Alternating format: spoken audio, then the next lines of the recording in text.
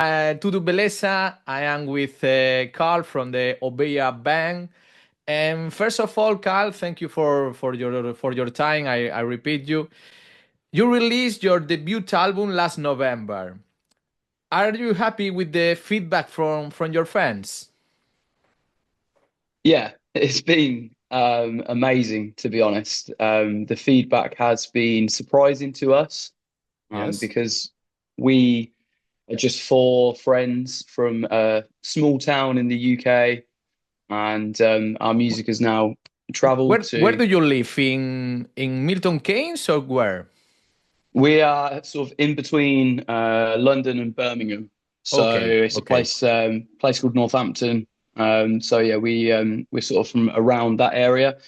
But yeah, for our music to reach as many people as it has in such a small space of time, it's been very surprising, very humbling, and very pleasing at the same time. The response has been fantastic.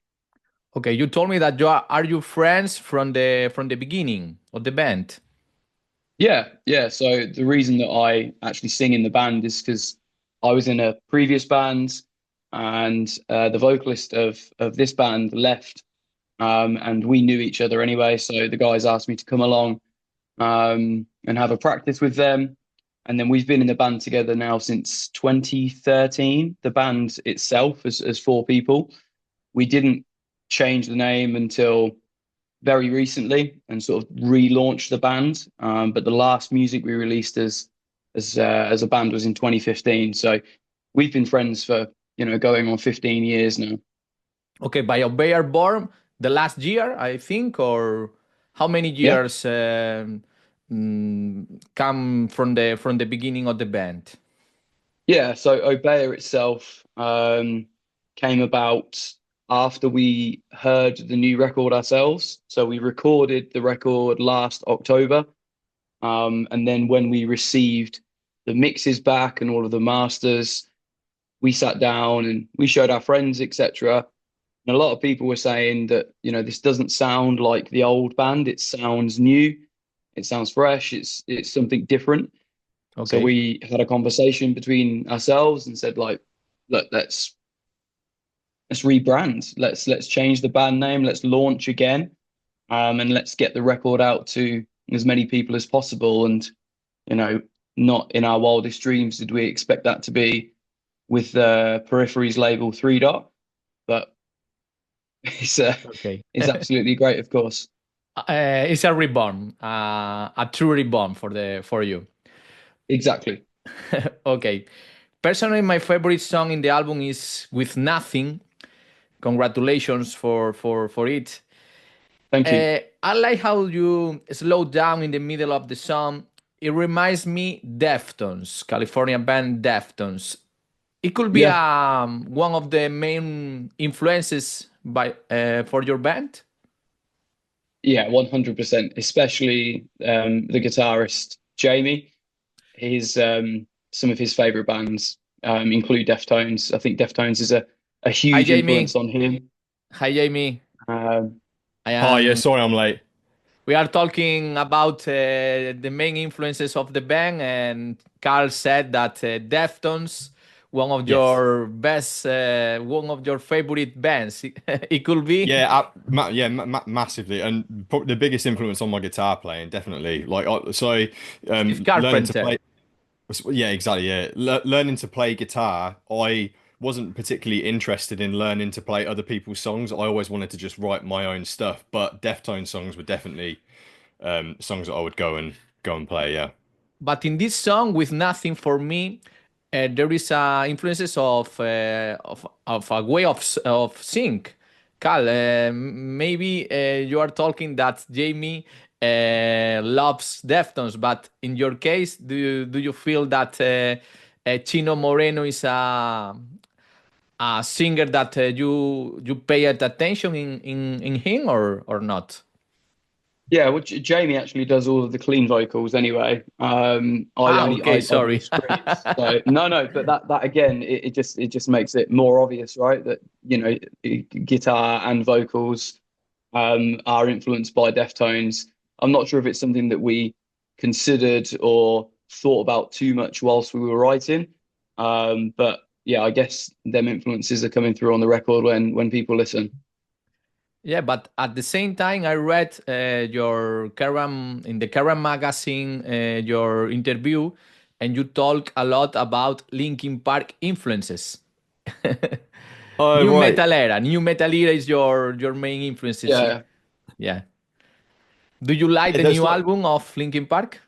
no, I haven't checked that out yet. It was more that was my first band that I got into when I think it was 14. They're the whole reason why I'm into heavy music, really. I wasn't really into music so much from a like even 12, 13 into 14. I wasn't really into music, but there was an older guy on the school bus that I knew, and I got on one day and he just like he was sitting there listening to music and he just beckoned me over and he took one of his earbuds out and he put it in my ear and it was Linkin Park and it just it was just like it was a massive moment for me, really. I think it was just where I was in my life, you know how teenage years are, and it really resonated with me, really. Just yeah, the vocals and everything, because I'd seen them on the television and I kind of liked it, but I wasn't that fussed. But I think then when it's loud and like being pumped into your ear, then you really start connecting with it better.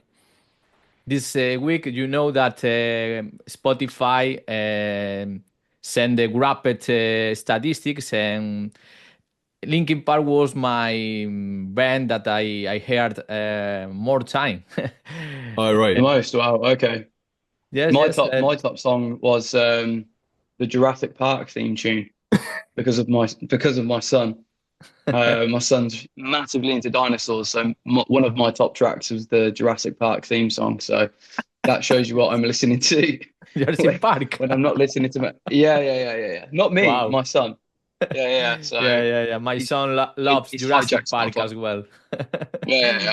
Okay, one of my in Spotify, one of the songs that I heard a lot is Hotel California because my Nice, son play a lot. Yeah, I nice. love Nice. that whole album. That's my favorite Eagles album. That is. That's a Eagles is a yeah, it's a great great band, album. yes. Yeah, Okay, one thing that caught my attention was the your debut live show was the last week in Milton Keynes. Hmm. yeah. Were you nervous that day? Um, For the a little bit. A For the little first bit. time in a long yeah, for the first time in a long time, I'd say there was a slight anxiety. I wouldn't say I necessarily get nervous anymore to go on stage and perform. That side of it is all excitement. I think you just want everything to go smoothly more than anything else when you go on stage now. So there was definitely some anxiety because it's like the first show, but we've been playing these songs live for a good couple of years now, so we didn't feel unprepared, or we knew what was coming. We've been playing live as a band now for, like I said, for like 10 years. So that side of it wasn't nerve-wracking at all. I think there's just always that natural anxiety about things going right, and that was really Right. about it. But it went It was right, amazing. the well, live show. for Little bit. me, well, we knew that there were people paying to come and see us, and before, like, we wouldn't necessarily have had that. Basically, we knew that there was quite a few people to come in to see us, so it was more about we wanted to give them what what they'd come to see. We didn't want to let them down. So yeah, there was that weight of expectation on us, definitely. Yeah. Okay. Are you planning some tour all over UK, all over Europe? At the minute, I mean, yeah, we would like to, but at the minute we're at a point, we're at a bit of a crossroads where we need to get on board with a booking agent now, basically. Like we could start shopping ourselves out around again, but I think that the level that we're looking to get to now, I think we're going to need some extra help basically to get there. Like yeah, we could sort of sort our own shows out, but I think especially getting to Europe, we're gonna need help with that one basically. Yeah. Okay. Yeah. The next show that will play is in Oxford, I Yeah. guess. Okay, Yeah, Oxford and then Cambridge, all the main oh, universities is that right? in UK. Yeah. The Oxford place. I'm quite excited to play there because one of my favorite bands is Radiohead, and apparently Radiohead used to Wow, play at this Radiohead. place in Oxford Yes. quite a lot when they first started out. So yeah, yeah, just personally for me, that's a good one. What is your favorite album? Okay, Computer, No, I'm a bit. Let me think. Pablo Honey, Keith A, It's probably Kid A for Keith A. me. Yeah, I More think so. experimental. Yes. Yeah. I like that side of Radiohead personally. Like their first couple of albums, like even like the Bends, I'm not huge on the rock sound that they have. I like it more when they get more electronic and Electronic. a bit more abstract. Yeah. Okay. I recognize that this fall I enjoyed Boundaries live show when I attend with in the tour of the Ghost Inside support. Yeah. I know that Boundaries and you are label mates in Three Dot Recordings. What do you value most about Boundaries as a band? What do you think that Boundaries is the best skill as a band? I don't know. Um, It's hard to say we don't we without don't seeing we them don't know the live. guys. Yeah, No, we don't know the guys personally. we have We've listened never to their We don't never know. music. Okay, it's a we've never only spoken to them. colleagues of in the label. Okay, Yeah, I think from a fan perspective, because I'm a fan of the band as well. The most recent record, especially, is obviously just taken off hugely, and is amazing. I think for me, what to respect Boundaries for is their persistence. They've been going for a while persistence, now, and yeah, and hard they're workers. constantly touring. Exactly that, and I think they've earned everything that they've achieved. And being on Three Dot, we know how supportive a label they are. So it's great to see bands on the same label as us achieving the success that they have, and it's well deserved. Okay, and what do you think, Jamie, about it?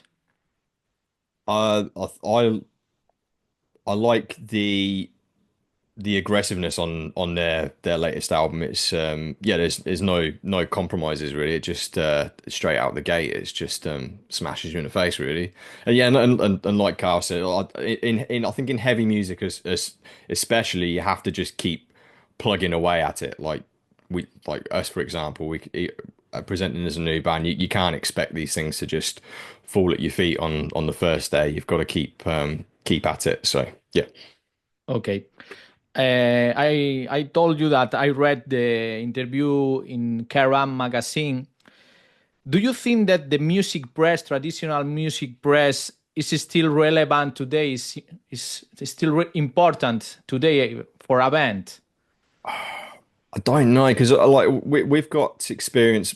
The album that we put out in our last band, it was back then like we were trying to get onto like the cover CDs of magazines and things like that, and that's all just completely gone now. It looks like reaction content and things like this are far more important, but it definitely still has a part to play. I know that people do still pick up magazines, and it's not. I mean, it's the same as having a CD, isn't it? It's like it's nice to have the Okay. thing It's in your more hand. important reach a great audience with social networks, maybe, or Yeah, I think so. Yeah.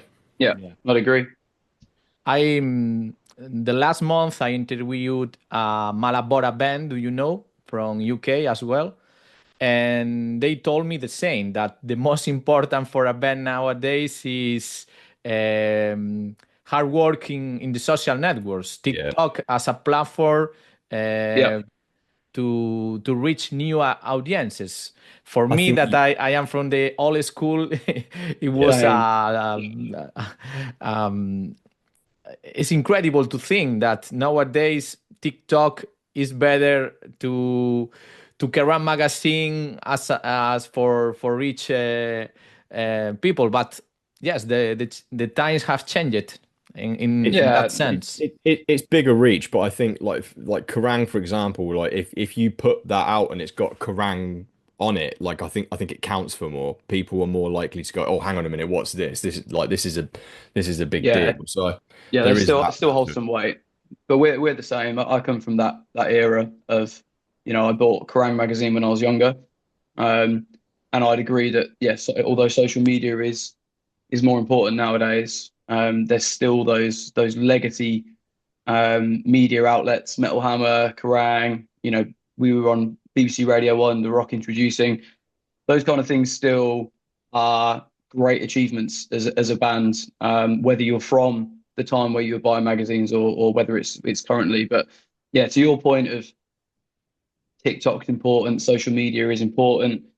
It is. I think sometimes it's how you view it. Obviously, a lot of the record of Chemical Well is the lyrical content is based on social media and media consumption in general. What is the And it's meaning of the album? It's about the social media. yeah, loosely. It's not directly about social media. It's about a screen or anything that you're consuming media on and how that can affect your mental health and your mood and your expectations on life and things like that. So yeah, it's like looking into a chemical well because ultimately when you open your phone or you watch the TV or are just scrolling, you don't really know how you're going to feel because the algorithm just pumps anything and everything at you. So it's a strange time to be living in, but yeah, it's super important as a new band to use it. So it's a little bit ironic. Yeah, it's as a film, a science fiction film, no? Pretty much, Okay, yeah, real life. I realized when I was child, I watched Terminator 2, and Terminator 2 become reality. Yeah, pretty much. Okay, what is your favorite song in your album?